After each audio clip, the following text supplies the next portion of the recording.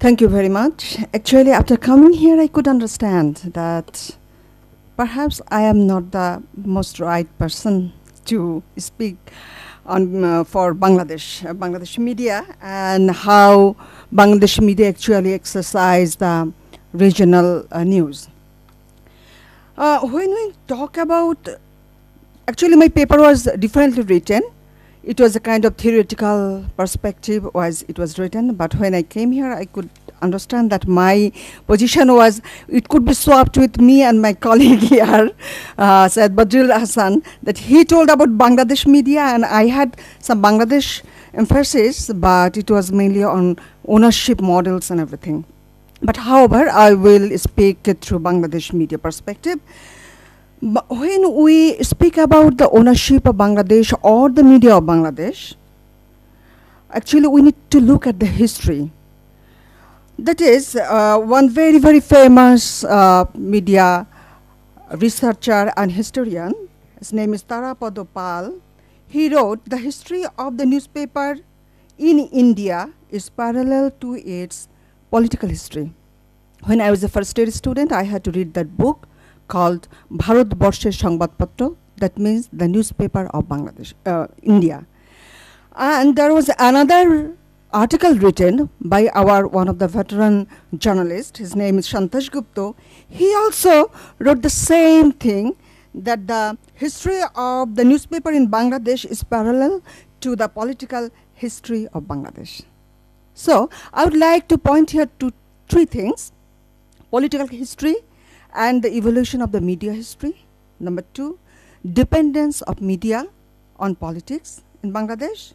And third, and the most important actually, is the uniqueness of the birth of Bangladesh in Indo-Pak context. So the birth of a nation, I think many of you can remember of 1971 with a bloody war actually we won over, and that war was against Pakistan, and India helped us in that war a lot. So what should be the relationship with India, Pakistan and other countries? That was actually embedded in that very political history of Bangladesh. And from the birth, what we find that there were only a few newspapers, as India helped Bangladesh extensively in the war, and the political atmosphere was friendly towards India at the early days. It was reflected in the print and the broadcast media. However, within a year or so, when some bilateral issues like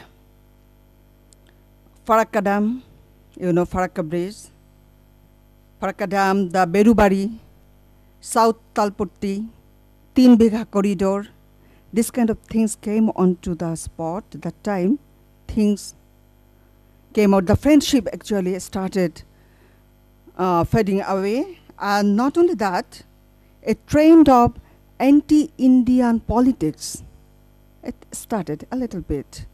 We can remember about our great leader, Maulana Bhashani. He started a long march towards the Indian border, and that was actually published in that time's newspaper, news media, in Ittefaq and everything. So that was one phase from 1972 to 1975.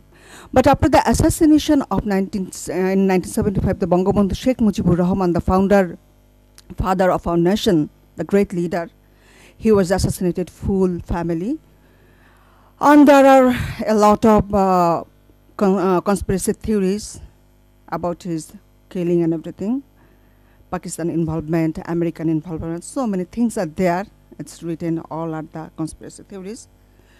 However, in his time, we find that one of the first acts of Sheikh Mujibur Rahman, which was already stated by my colleague in the earlier session, but David Page and William Crowley, they actually worked on the Bangladesh media, and they told one of the first acts of Sheikh Mujibur Rahman's government was to end television's status as a public corporation, national though it had been, and to bring it under direct political control.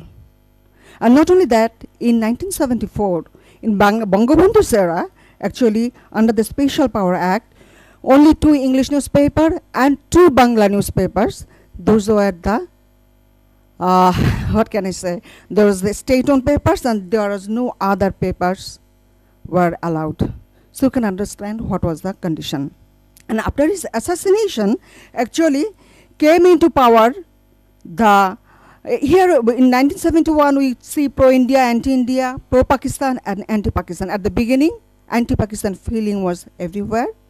But after the assassination of Bangabandhu, the power what came into the political parties, not political parties, the generals came into power after the coup d'etat, and they actually started that anti-Indian politics and pan-Islamic politics in our country, and the nation got divided. Also rise of pro-Pakistan politics, nation got divided, and thus was divided the press. Print media, India-Bangladesh relationship, what I already told, friendly at a state level. Relationship with Pakistan was tensed. So relationship with other countries are friendly, but invisible, the region. We actually could not understand what was the relationship. And broadcast media, television was state control. That's why television brought under direct political control. Broadcasting media followed countries' declared foreign policy.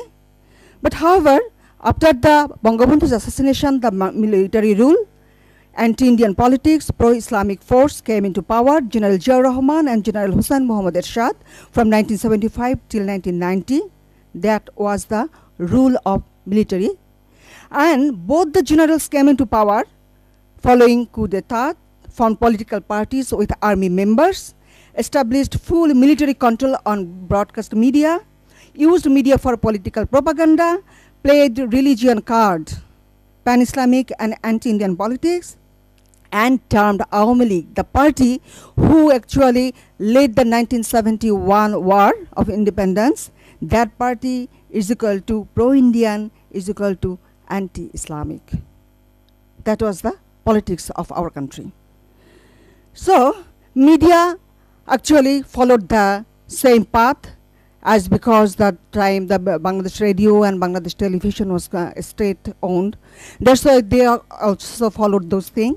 But the newspaper, like the South Asian other countries, they had much more freedom. And we can remember that also on those days, there were newspapers like Shangbad, there was newspaper like Observer. They were quite pro liberation war. Actually, that whole political scenario was divided in two. One is pro-liberation war of 1971, another is anti-liberation war 1971. So what we found that after this thing actually went for a long time, 21 years. After the fall of General Ershad, following a popular upsurge in 1990, December 1990, the then caretaker government, Bangladesh gave another model to the politics of the world, that is the caretaker government, to do their election. So in 1991, the post-military caretaker government took deregulation of the attempts, and that boomed the print media. Private television channel came in 1996. By that time, the Awami League leader Sheikh Hasina, the daughter of Bangabandhu, she came to power after so many years, 21 years, she came to power. She gave first the private channel, and there was one television channel called ETV.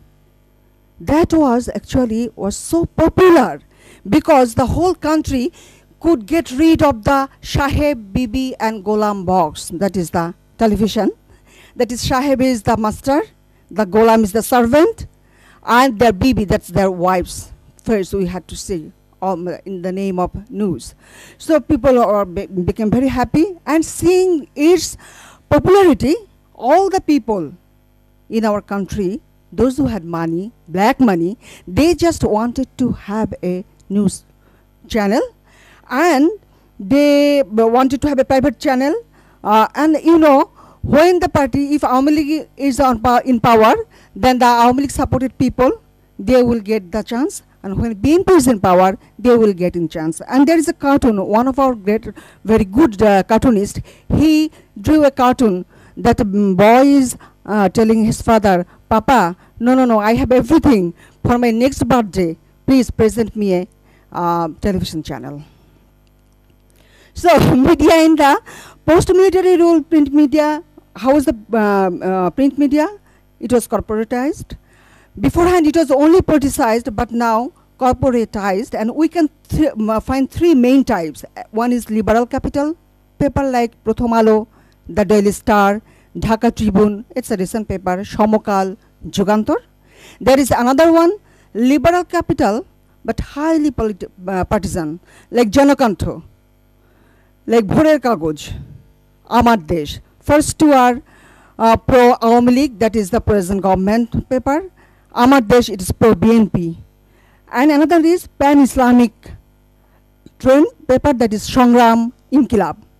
They actually tell anything bad possible against India and try to always show that Awami League is pampering India, and for that they can fabricate any kind of news. So if we think now about the presenting regional news, we find reporting regional news is absent by the media houses. What is there? We get is, that is the broadcast and print media. It is in both the places it is absent. What we find is the agency news. Regional news is mainly agency news, which include big events like Indian election in Pakistan, massacre or bomb blast, rise and fall of UCPN in Nepal, calamity threat of Maldives, this kind of things. And we actually follow the agency news. Regularly published is glamour industry news, like Bollywood stars Shah Rukh Khan, Vidya Balan, and so on. Everybody is there. Published regularly is cricket news, not as a play these days anymore. It is also like an entertainment news, glamour news. Another trend we find, that is the absent. What is absent? Stuart Hall, in his theory, the theory of representation, told that what is presented, that gives some impression, and what is absent, it gives further information as well. What is absent? News of Bhutan, Maldives, Sri Lanka, unless there are some big mishaps are taking place, and Nepal. Absent is any follow-up analysis of the news, contextualizing with history and own reporting. Also absent is common people's news. So that absent is actually quote-unquote neighborhood. What we find, that is that constructed thing. It is not the neighborhood actually we get any glimpse of. There is I will now give a little example. Perception of secondary school children about neighboring countries. It is only a small thing. My one PhD master's student did that under me, and it was only 137 students they actually interviewed. It is not the whole scenario, and there were 37 countries actually was taken, but from there we found out that what was the impression about the neighborhood. India, they told, big country, emerging power, doesn't care about disputed issues of neighboring countries, country of Bollywood industry. Pakistan, well, they say very bad about Pakistan because they didn't sought apology, they didn't seek apology for what they did in 1971, so there is a kind of hatred. But I am not putting it here because my intention is to enhance the neighborhood and understanding. So Pakistan, military rule, no stable democracy, bomb blast, cricket loving. Sri Lanka, confront zone, no clear idea. They don't have any clear idea about what is happening in Sri Lanka. School students, secondary school students. Bhutan, don't know very much. They actually don't know. Nepal, the country of Himalayas, they know it, don't know other than this. Afghanistan, well, it is a Taliban country, it was. Present government is in power by US, they know it very much, because in our country, the editorials are written that way, and there is anti-US stand for Afghanistan there. Don't know other than this. Maldives, the country under climate challenge don't know very much about this. That is the knowing of our school children about neighboring countries. And it should be noted that variation hugely, there is huge variation depending on what newspaper or the media they are watching. And now I will just one example and then I will finish it. Political divide and regional news. I would just mention a little about the political divide in our country, which my colleague already mentioned here. Even then, it is so much politicized that Bangladesh Awami League and the Bangladesh Nationalist Party, everything is business, everything, politics, everything is centered them. BNP is aligned with Jamaat Islami and the Islamist force, and Awami League sometimes can actually make alliance with the front, left front, other parties.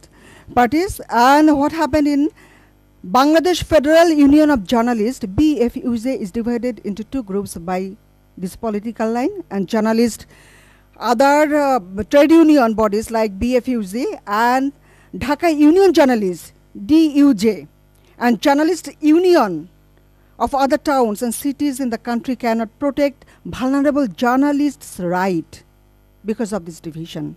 This polarized media can even distort news, publish false news for fulfilling the political agenda of their owners, and not come under any punitive measures. You see, there are three photos here of the same news. Photo 1. You know, in the early January, we had our 10th general election. And that time the country was very much tense because BNP and Jamaat Islami, they didn't come. Throughout the 2013, there were unrest in our country, bomb throwing, and people were all in home. They could not come out on the streets. Thousands of people died on the street. So in that moment, there is the news. It is Inqilab. Inqilab is the newspaper. In 1989, when Babri Mosque was not demolished, by that time, much before than that, they made a headline in the newspaper that Babri Mosque demolished. And it created such a communal frenzy in Bangladesh. You cannot believe it. And that same newspaper in 2014, help of Indian Army in the joint force operation in Satkhira. The Daily Inqilab, 16 January 2014, the Inqilab cited some Facebook post as the source of news. You see, you tell about the new space with the new media, how it has freed the space and new possibilities. But this Inqilab, they cited as the source of their information some Facebook posts. And they gave here the Indian side letter, their signature and everything. The next day we found online activists. There is another group, online activists. They proved that posts regarding the news in Inqilab were false and fictitious. They proved it. They managed to prove that the email account was fake, the faxed email was fake, and the signature, everything was fake. And the next day, photo 3, online activists, after proving that was false and fictitious, they managed to prove the email, everything was fake. Then the newspaper, they sought apology, and here by that time BNP head Khaleda Zia, she condemned the government, and the whole parts of the country, they got agitated and everything happened. Anyway, at the last, when it was proved that the whole thing was manufactured just to discredit the government and to tag again Awami League means India. What Awami League is doing actually being done by India to prove that they did this kind of things. So what I should stop here, that ownership matters. Thank you very much.